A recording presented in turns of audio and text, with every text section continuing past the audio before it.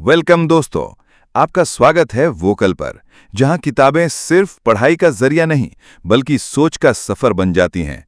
आज हम आगे बढ़ रहे हैं द इंडिया वे के चैप्टर 5 कृष्णाज चॉइस रीविजिटेड की तरफ।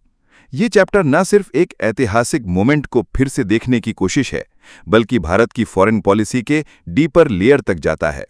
डॉक्टर जयशंकर इस अध्याय के जरिए एक सिंबॉलिक और स्ट्रेटेजिक कनेक्शन बनाते हैं, महाभारत के उस क्षण से जब कृष्ण ने अर्जुन के साथ एक क्लियर पॉलिटिकल डिसीजन लिया था। इस चैप्टर का कोर है strategic decisiveness. Doctor Jaishankar Krishna के उस डिसीजन को रेफरेंस बनाकर कहते हैं कि लीडरशिप तभी मीनिंगफुल होती है जब वो टाइमली और करेजियस डिसीजन ले। महाभारत का वो पल जब कृष्ण ने कौरवों के दरबार में शांति का प्रस्ताव लेकर गए थे, लेकिन उनका प्रस्ताव ठुकरा दिया गया। उसके बाद उन्होंने डिले नहीं किया, वो तुरंत समझ गए कि वॉर नाउ बिकम्स इनएविटेबल। उन्होंने अर्जुन के साथ मिलकर साइड ली और अपना योगदान नॉन कम्बैटेंट के रूप में दिया, लेकिन उसका पॉलिटिकल और मॉरल इंपैक्ट डीप था। डॉक्टर जयशंकर कहते हैं कि कृष्ण ने यह समझा था कि किसी भी समय न्यूट्रल रहना एक ऑप्शन नहीं होता। कभी कभी समय, स्थिति और प्रिंसिपल्स हमें क्लियर साइड चूज करने पर मजबूर कर देते हैं, और ये लेसन भारत की फॉरेन पॉलिसी चॉइसेस के लिए भी उतना ही महत्वपूर्ण है। भारत को भी कई बार ऐसे मोर्चों पर डिसीजन लेना पड़ता है जहां डिले या कंफ्यूजन से नुकसान होता है। स्ट्रेटेजिक क्लैरिटी और टाइमिंग दोनों का कॉम्बो जरूरी है। वो बताते हैं कि ग्लोबल पॉलिटिक्स में अक्सर मिडिल पाथ या मॉरल हाई ग्राउंड लेना एक कंफर्टेबल पोजीशन होती है, लेकिन हमेशा इफेक्टिव नहीं होती। कई सिचुएशंस में अगर आप क्लियर नहीं हैं तो आपका पोजीशन इररिलेवेंट हो जाता है।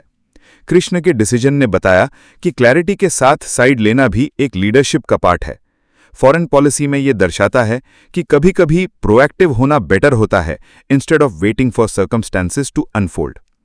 डॉक्टर जयशंकर इस कॉन्टेक्स्ट में मॉडर्न भारत की डिप्लोमेसी को भी एनालाइज करते हैं। उनका कहना है कि भारत ट्रेडिशनली एक कॉशियस प्लेयर रहा है, ना ज्यादा असर्टिव ना ज्यादा पैसिव। लेकिन चेंजिंग ग्लोबल रियलिटीज में भारत को अपनी डिसीजन मेकिंग प्रोसेस को रीडिफाइन करना होगा। ये नया दौर वही एक्सपेक्ट करता है जो कृष्ण ने अर्जुन से किया था, act with resolve, clarity and vision. Chapter में एक और गहरा पॉइंट है कि मॉरल और स्ट्रेटेजिक डिसीजंस हमेशा कन्फ्लिक्टिंग नहीं होते। कई बार मोरालिटी और रियलिज्म एक दूसरे को स्ट्रेंथन करते हैं। कृष्ण का डिसीजन कोई कोल्ड कैलकुलेशन नहीं था, वो धर्म और नीति दोनों का संतुलन था। इस मॉडल को अप्लाई करते हुए डॉक्टर जयशंकर कहते हैं कि इंडिया को भी अपने एक्शंस में वैल्यूज को बनाए रखते हुए अपने इंटरेस्ट को असर्टिवली परस्यू करना होगा। वो कहना चाहते हैं कि हमारे हिस्टोरिकल और कल्चरल नैरेटिव्स हमें सिर्फ स्पिरिचुअल गाइड नहीं देते, वो स्ट्रेटेजिक इनसाइट भी देते हैं। महाभारत एक मॉरल एथिकल कॉन्फ्लिक्ट था, लेकिन उसमें भी क्लैरिटी और डिसाइसिवनेस सबसे ज्यादा मानी गई थी। आज जब भारत अपना रोल ग्लोबल स्टेज पर रीडिफाइन कर रहा है, तो हमें भी कृष्ण की तरह टाइमली और थॉटफुल डिसीजन लेना होगा, न कि उसका एनालिसिस करते हुए वक्त निकाल देना।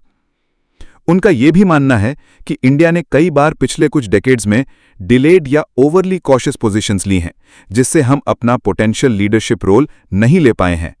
उनका कहना है कि मॉडर्न वर्ल्ड में अगर आप अपनी बात साफ और कॉन्फिडेंटली नहीं रखते हैं तो आपके दोस्तों और राइवल्स दोनों का भरोसा कम हो जाता है। कृष्ण के एग्जाम्पल से हमें यह सीखना चाहिए कि अगर हमें किसी कोर्स ऑफ एक्शन पर विश्वास है तो उसे क्लैरिटी के साथ परस्यू करना चाहिए। चैप्टर के अंत में जयशंकर एक बहुत पावरफुल मैसेज देते हैं कि डिप्लोमेसी और फॉरेन पॉलिसी कोई डिटैच्ड एक्सरसाइज नहीं, बल्कि वो वैल्यूज, डिसीजन मेकिंग और टाइमिंग का संगम है। कृष्ण ने डिसीजन लिया, समय पर लिया, और उस डिसीजन के कॉन्सिक्वेंसेस को ध्यान में रखकर ही उन्होंने अपना योगदान दिया। यही बैलेंस भारत को भी चाहिए। तो दोस्तों, ये था द इंडिया वे का चैप्टर 5 कृष्णाज चॉइस रीविजिटेड। ये चैप्टर सिर्फ एक ऐतिहासिक उदाहरण नहीं, बल्कि एक टाइमलेस रिमाइंडर है कि कभी कभी क्लैरिटी और करेज सबसे बड़ी नीति होती है। आप सुन रहे थे वोकल, जहां हम किताब के हर पन्ने को जीवंत करते हैं बिना शॉर्टकट के। अगला चैप्टर होगा चैप्टर 6 वेसल्स एंड पैसेजेस, जहां भारत के रीजनल और मैरीटाइम इंटरेस्ट की बात होगी। तब तक के लिए सोच समझकर डिसीजंस लीजिए और कृष्ण जैसे क्लैरिटी रखिए। जय हिंद।